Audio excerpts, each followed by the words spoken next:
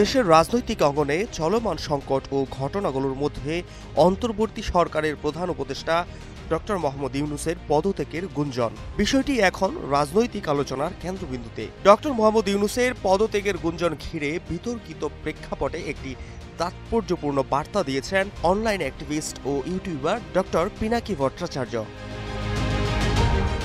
শুক্রবার নিজের ফেসবুক পেজে দেওয়া এক পোস্টে তিনি লিখেছেন, দেশের জন্য যদি প্রয়োজন হয় তবে প্রফেসর ইউনূসের পাশে দাঁড়ানোর জন্য পিনাকি, ইলিয়াস, কনক সারোয়ার একসাথে ঢাকা এয়ারপোর্টে ল্যান্ড করবেন।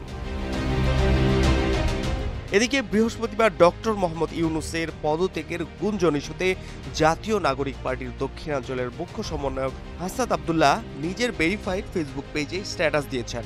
দেশে বিভাজন ও অস্থিতিশীল পরিস্থিতি নিয়ে গভীর উদ্বেগ প্রকাশ করে হাসনাত আব্দুল্লাহ বলেন, যে বিভাজনটা অপ্রত্যাশিতভাবে আমাদের মধ্যে এসেছিল সেই বিভাজন দেশ ও জাতির স্বার্থে মিটিয়ে ফেলতে হবে।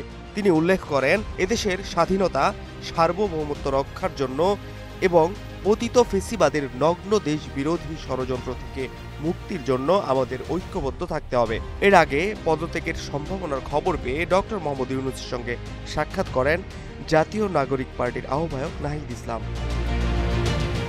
Fahad Shahriar, news desk, global television.